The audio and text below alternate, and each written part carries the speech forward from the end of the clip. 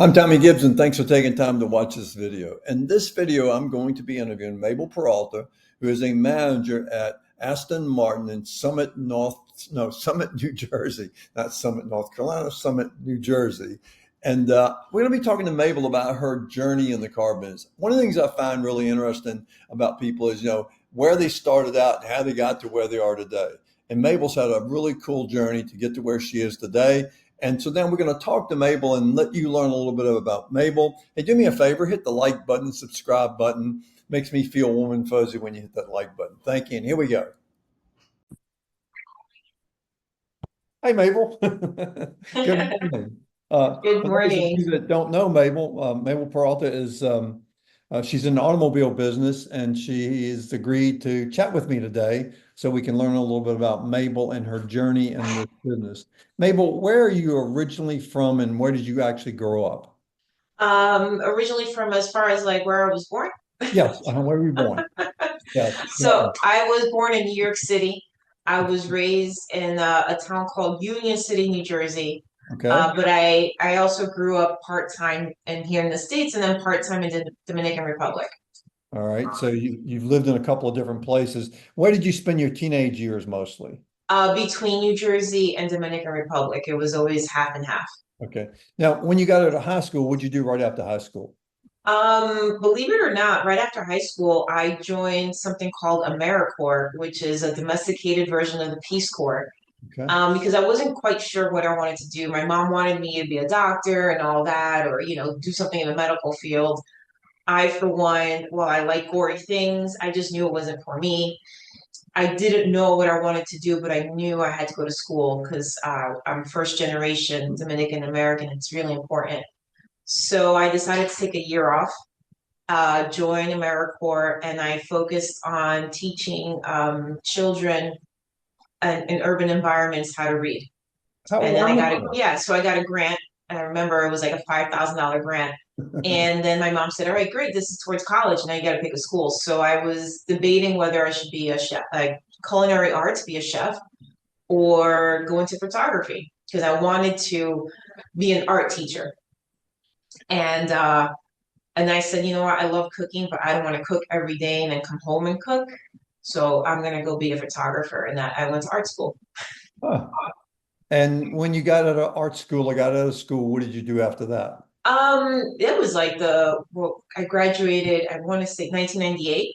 So I thought I was good. My mom's like, no, you still have to get more degrees, right? Like it's in my culture, once you get one degree, Yeah. you have to continue to get more degrees. So I've had every job from like being a bank teller at Citibank to cleaning apartments to babysitting to sewing to, and then I said, you know what, let me put my degree to use, and I started working at a company called Getty Images, and they have like still photography for magazines. And my first real official job was filing film negatives for magazines. And I remember, and this is 1998, 1999, I remember, and I was getting paid $19,000 a year working in New York City filing film. Meanwhile, my dad was a mechanic, so I had that love for automotive since I'm little. Like my dad was always talking about cars, always showing me things about cars. But my mom was very, women don't really belong in that field mentality, unfortunately. So I never really pursued it as I wanted to. And plus, back then, things were very when it comes to women in automotive. Sure. So I didn't want to really put myself in that predicament because I'm like, I don't know how this is going to turn out. But yeah, I sold, I would sell photography, like I would shoot weddings, baptisms, you name it. I was there shooting part time, and then I would have a real job. And then I realized like $19,000, even back then, that's not a lot of money. And I No. had rent to pay for, I had school because I had to pay for my own bachelor's basically. Um, and it was just like a lot. So I went to work for, at the time was called the Coleman Group, which is now part of it became part of Future Brand. Now it's McCann Erickson.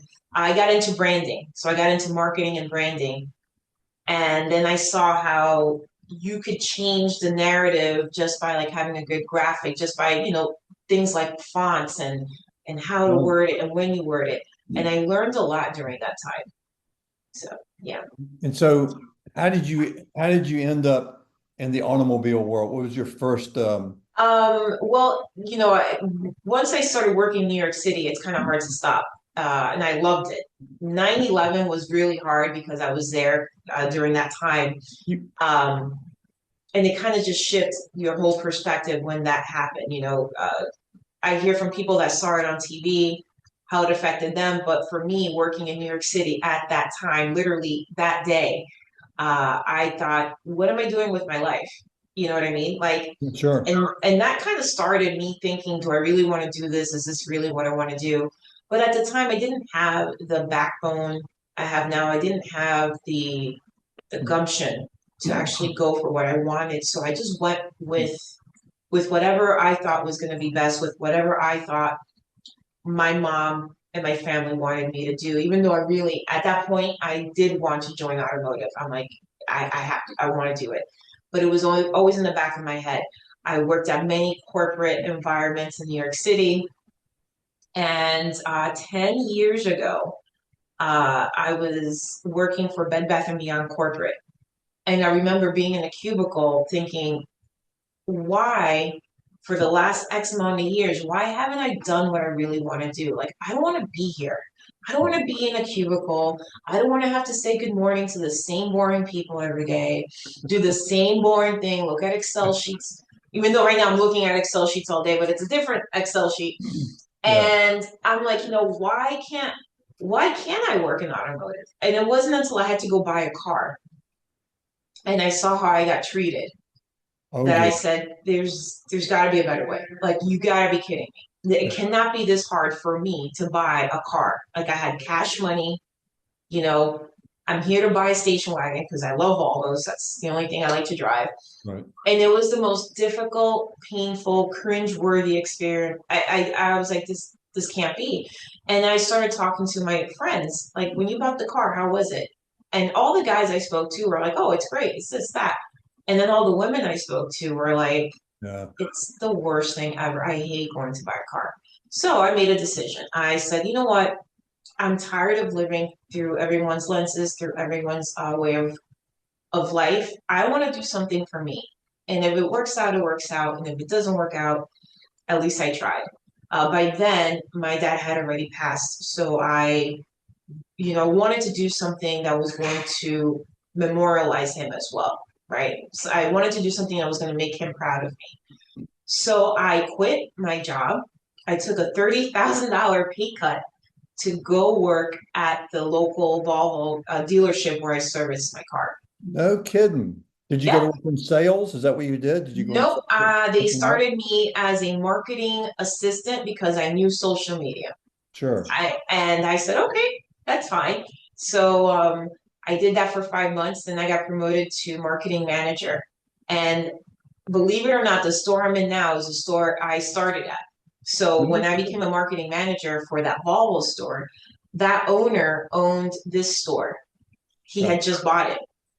So this is kind of like full circle. So I was here one day a week and then the rest of the time at Volvo.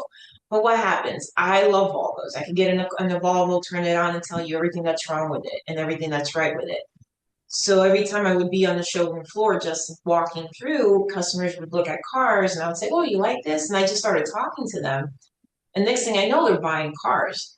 And it wasn't until we got a first generation, and I remember this. I don't remember what I had for breakfast, but I remember this car, a luminous sand with blonde interior, T8, which was the first generation T8.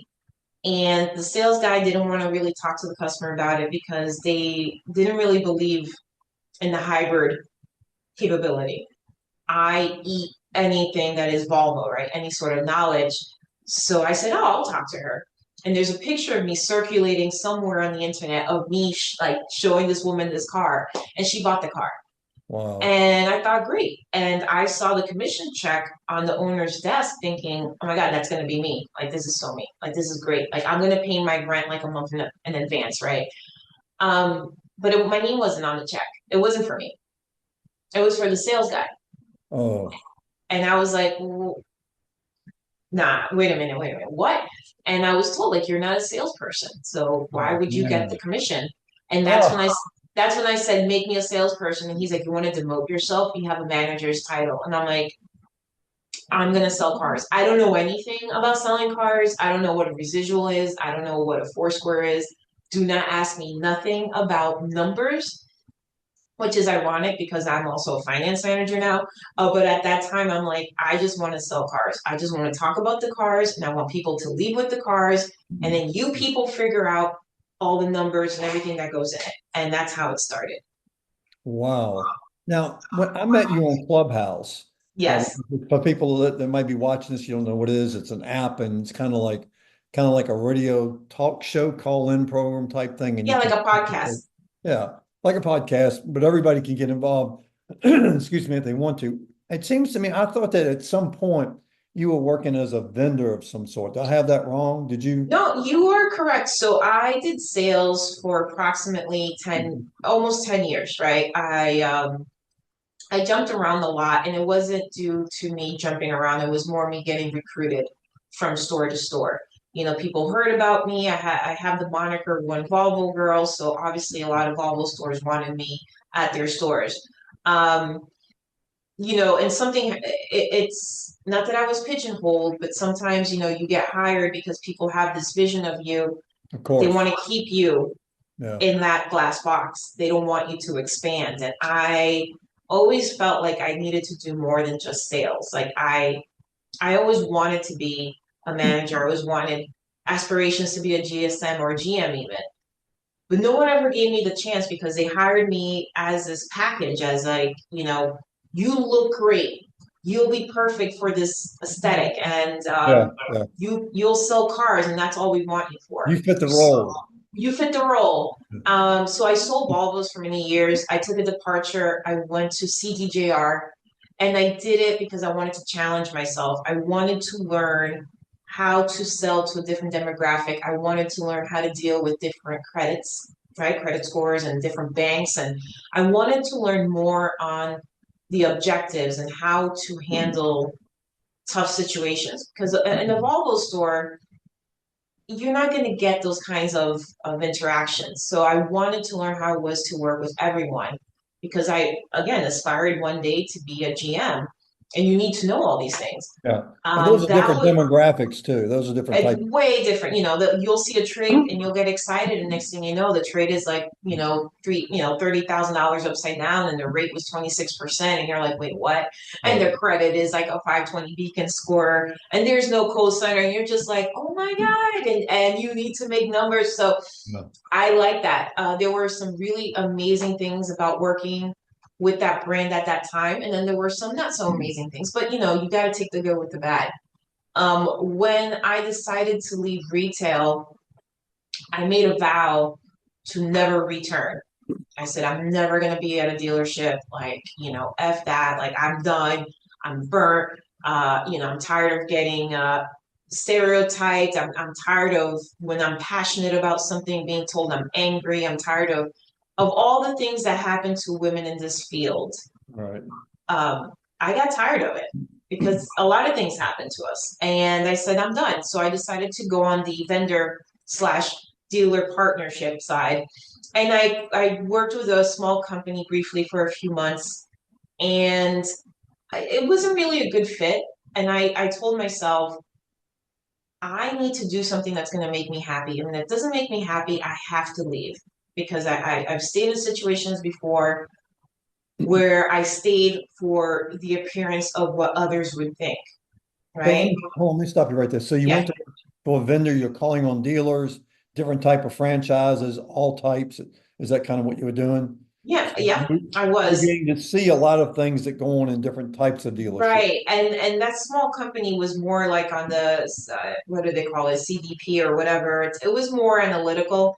It just wasn't a good fit for me, and they didn't really understand me, right? They didn't understand where I was coming from. Out of everyone at that company, I was the one that had the most retail experience. So I know the dealer language. I know how dealers talk. I know the last week of the month, Right. do not go near a dealer. I Right. know the lingo, right? And they couldn't understand it. And then came Rocket. So I worked for Rocket for over a year. Who's Rocket? What's Rocket? Rock Ed is a micro learning platform. So it's think about like 1 to 2 minute videos where it's you're learning something and it's pertaining to automotive. So whether it's like the road to the sale, back to basics, or how to deal with objections, all those things.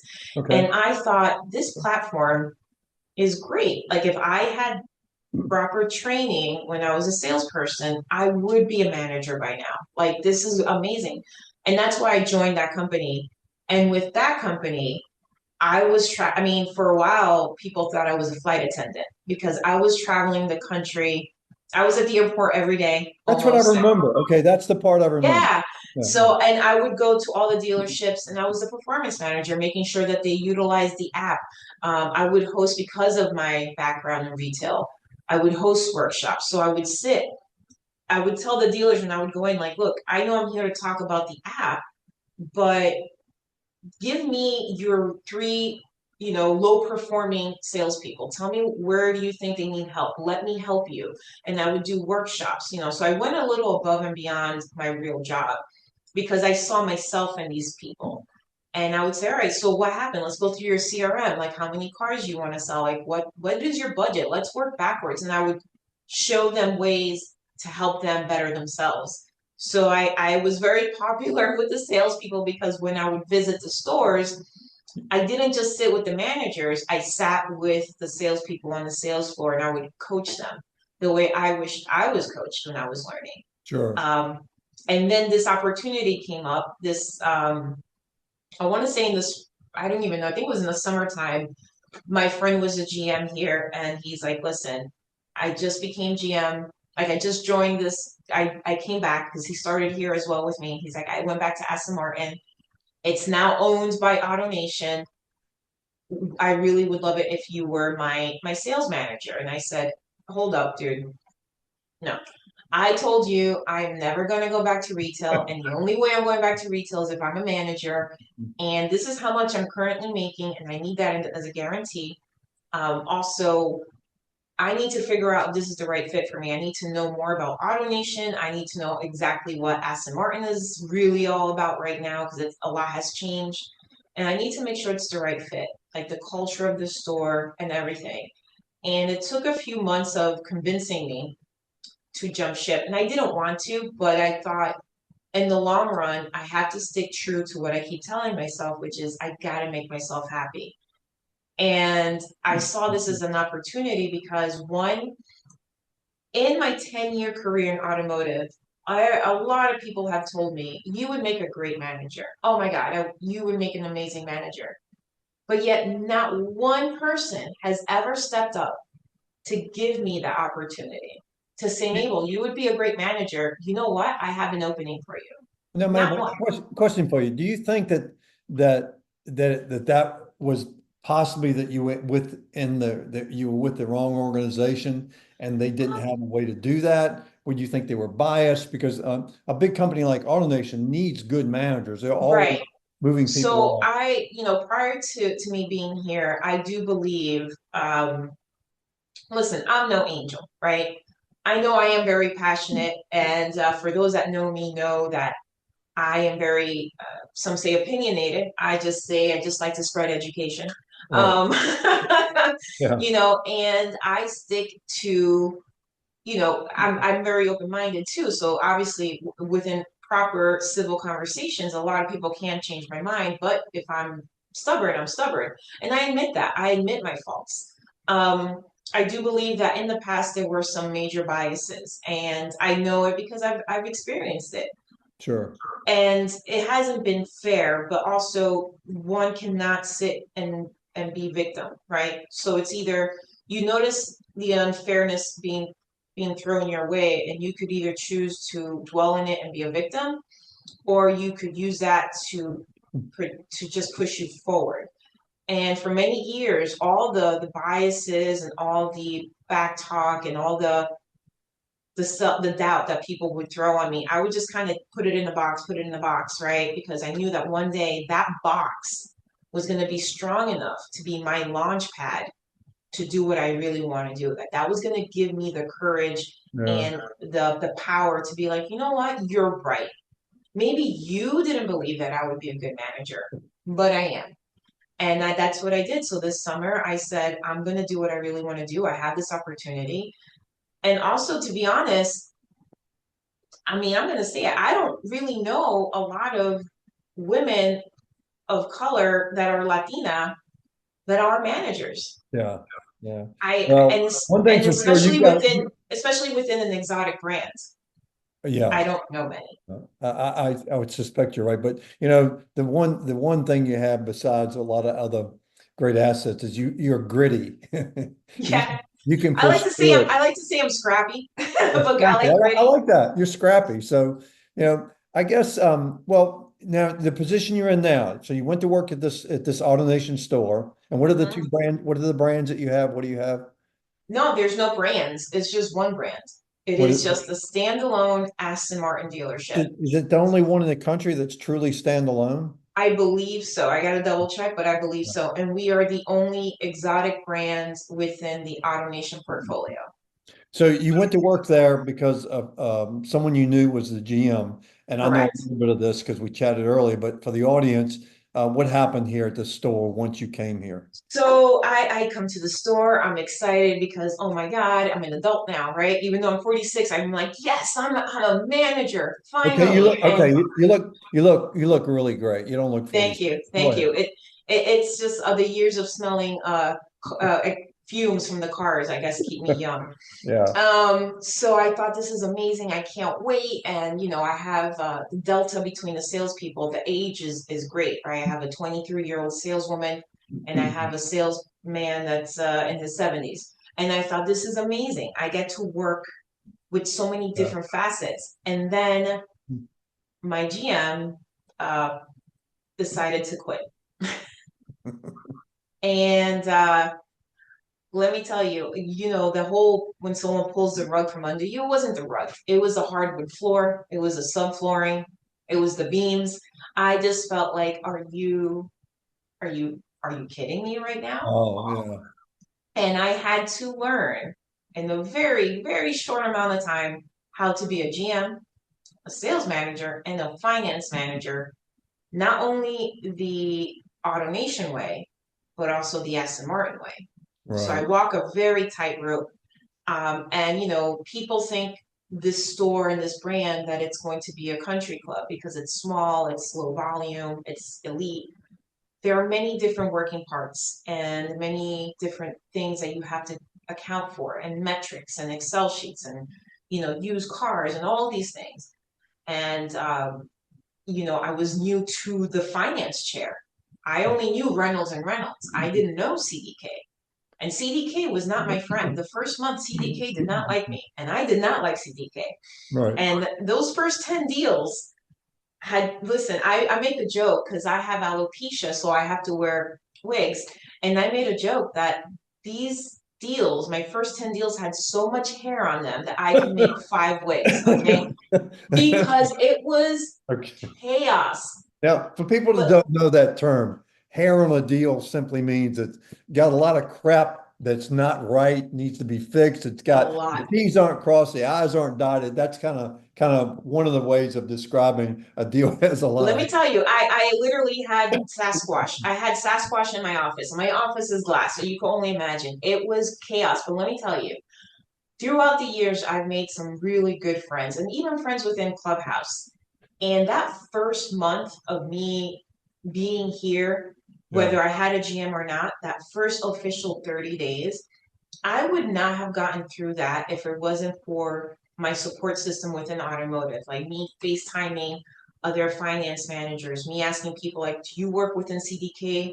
Where do I find the J screen? What is the J screen? What is this? What is that? How do I I don't think change people, all this? I don't think people realize what a giving community the automobile world is in terms of people willing to help their competitors out. It's just Yeah. they're just they will embrace you. All you have to do is ask.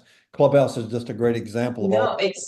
Yeah. It's an amazing example of, I had people FaceTime me like late nights. I'm here. I'm like, I can't even see straight. And they would, FaceTime, this is where this is gonna go, and Yeah. this is the money factor for. So Sure. they helped me. And then yes, I belong to WOCAN, which is Women of Color Automotive Network.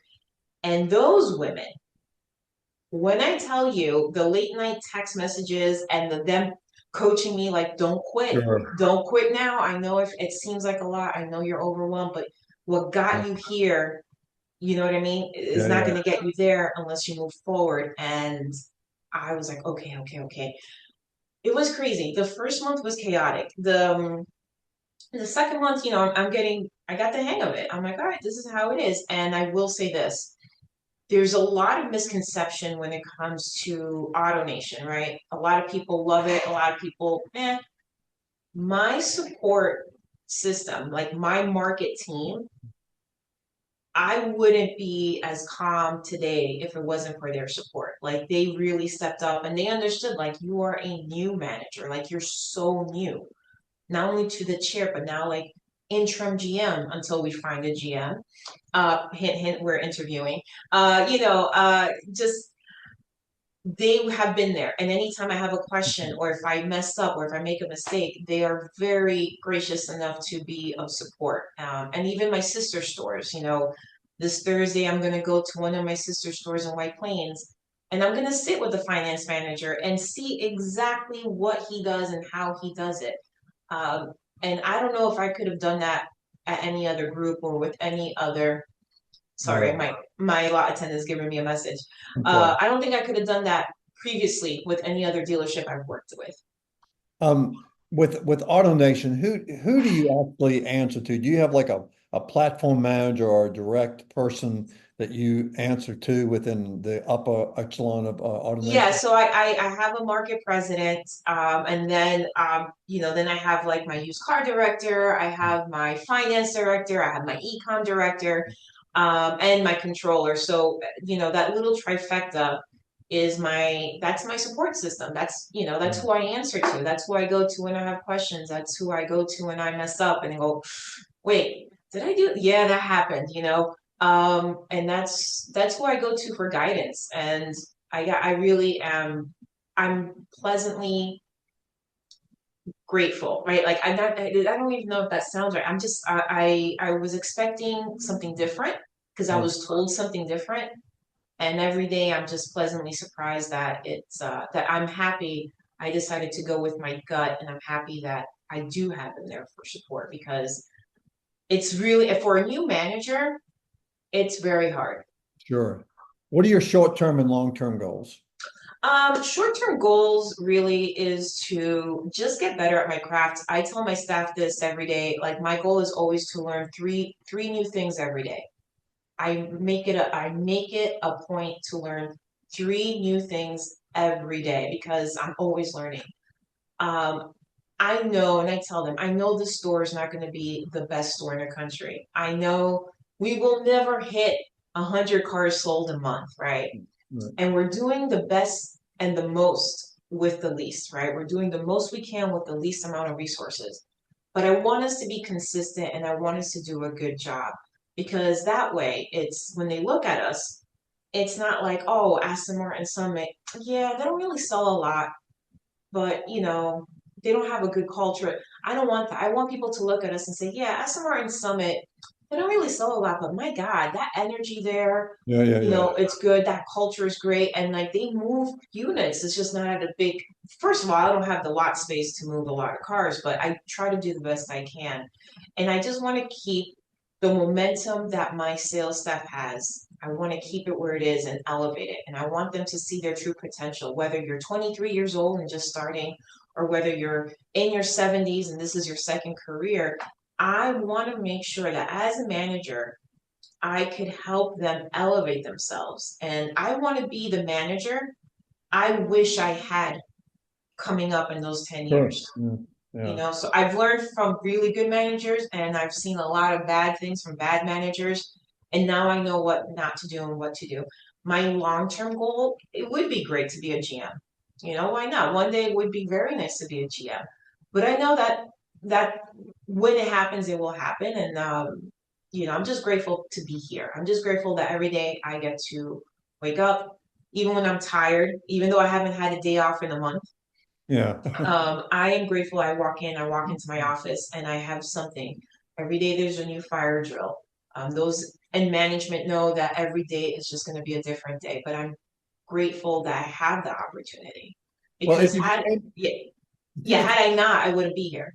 if you became the GM at this store, and it's a small store, Yeah. would you want to eventually take on a much bigger store, though? Do you want to get into a situation where you can really build um, a real large team and help other people achieve their goals and objectives? They get in Oh the yeah. management, you help groom them and bring them along. Is that Ideally, that would be great, right? I you mean, want if to own your this own store?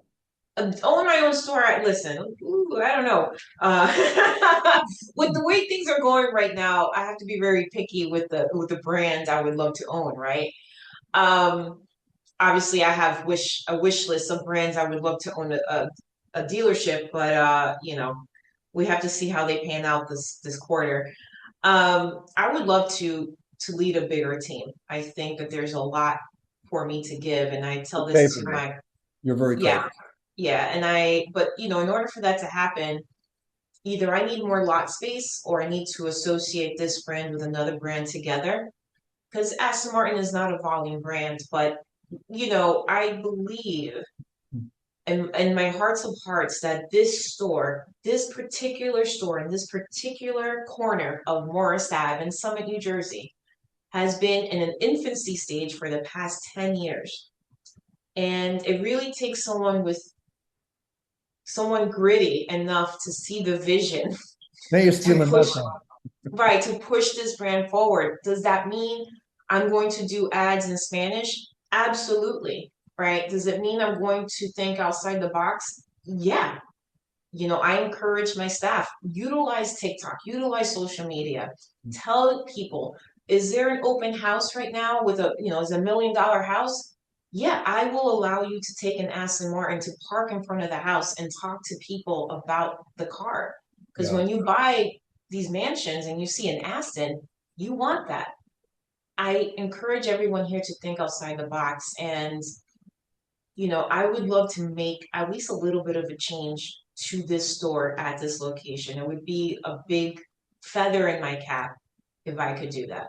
I think you're going to do that. And I would think really and truly, and I have some knowledge of how these things work. I could see you really doing a great job at this store and then AutoNation wanting to move you to something that's a bigger and better opportunity for you. I really believe that can happen. In closing, because we're running that, I've had a lot of your time and I appreciate um, your journey through this business has not been easy. I mean, it's No. not been a cakewalk for you to get to where you are today. What advice do you have to someone else who might be thinking about coming into business? They might even be a minority. They might be a woman. They might be a Hispanic, whatever they may be. What advice do you have for those type of people that want to, for any type of person that wants to come into the business? Get a mentor. Get a mentor that is relatable to you. And it doesn't have to be in automotive.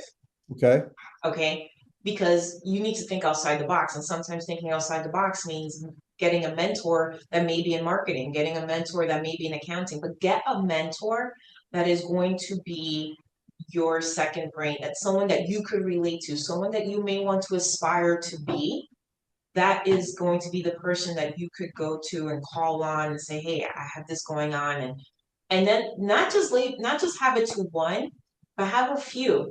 Every mentor is going to fit a different purpose in your life, but you have to surround yourself with that. You have to make sure that your support system is what's going to lift you up, not drag you down. Oh, Mabel, that And is so powerful. Oh, wow. That is so powerful because people end up hanging around people that really don't do them any good. They're just hanging out with their buddies on right, and listen, it's who got you here is not going to get you there.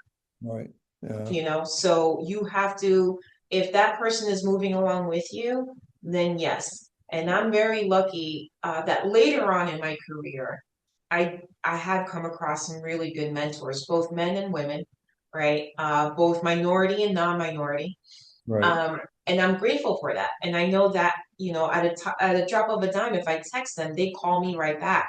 And Right. I never ever name drop them because I feel that that is a private matter. But I always giggle internally when people name drop these, the big wigs in automotive. Right. And I'm like, you don't need to do that. Because you know what? In order to really survive this industry, in the morning when you have your cup of coffee, you need to also eat a little bit of humble pie. You need to keep yourself humble because when Sure. you start thinking that you're better than everyone else and that you're doing all these things, the universe will always knock you down to remind you that you are just a person. You are human. You're not above everyone else. And the Absolutely. climb up hurts a lot more when you're falling down and you're hitting jagged edges. So you got to make sure on your way up, you take care of people and you're good to people because those are the people that when they see you fall are going to grab you and bring you back up. So you're not above everyone. You could be the owner of, 20 stores and do all these things and be on social media showcasing your Rolexes and all these. Listen, you like it, I love it. Congratulations. But does that make you a good person? And are you pouring back into someone so they can achieve their goals? If you're not doing those things, I don't care how rich you are, I don't care how good you have life on Instagram, right? Or social media. Sure. Sure. Inside you are hollow. And if you're not helping someone, then you're not helping yourself. And that to me, that is just I can't be bothered. I need to be surrounded with people that want to help others. I love it when my salespeople achieve even more than I can. I'm like, oh my God, what you did what? You sold 3 cars in one day? Like my sales girl did the other day. I was like, her first hat trick. And I'm like, you Oh my got this. God. Like I get excited because Isn't that other people, fun? Yeah, yeah, because other people are winning because I have their back. And absolutely. that's the way you should be as a manager. Absolutely. Mabel, this has been absolutely delightful and wonderful getting to know a little bit about you because I've heard you talk on Clubhouse and I'm going, wow, I'm really impressed with this woman, but I've never really had a chance to meet you and chat with you and learn a little bit about you. And your advice to anyone that might be watching this, whether you get in the car business or not, um, that whole concept of making sure you have a mentor or mentors is so very important for people. And I love what you said earlier, and I've said it, excuse me, in a different way, be kind to people on your way to the top because you never know who you're going to meet on the way down. Mhm. Yeah, absolutely. You never know. And you never know that person that you are meeting on your way to the top, you may lose touch a little bit and they may be rising higher than you Yeah, and they'll remember absolutely. you. So Yeah, that's the thing. It's like you just got to be mindful of your words, mindful of how you talk to people, mindful of who you talk to, because absolutely. our industry is huge, but it's tiny at the same time. It's amazing how many times you'll cross back over with people that you met years ago and they've excelled to some really high level in the automobile world. And it's like it's so amazing to have had that contact with them or been part of their journey. Mabel, we need to end this here because we've Yes. unfortunately time. You got a lot on your plate. Thank you so very much. Have a great day. And Mabel, if someone wanted to reach out to you for advice, would it be okay that they do that? Yes, I would love it. I mean, I'm on LinkedIn. If I don't answer immediately, please be kind. It's because I'm extremely swamped, but I always reply and say, "Look, I'm really busy. I'll call you back," or "Here's my cell phone number. Just text me." I Absolutely. do try my best to reach out to everyone because I know how hard it is to be here. But during working hours, I'm all over the place. We understand that. Mabel, thank you so much. Have a Thank great day. you. Thank you. Bye-bye. Bye. Hey, thanks for taking time to watch the video with Mabel and myself. It was a great interview. Really loved learning about Mabel, and I hope you did as well. Look, if you have someone you think would make a interesting person for me to interview, if you would reach out to me, you can leave it in the comments below someplace. But I really do appreciate you taking time to do that. Hey, please subscribe to my channel, hit the like button, and again, leave a comment if you have somebody you think would really be interested. Maybe it's even you. Maybe you're kind of interested. I bet you are. I'd love to do the interview with you. Thanks and have a great day. See you. Bye.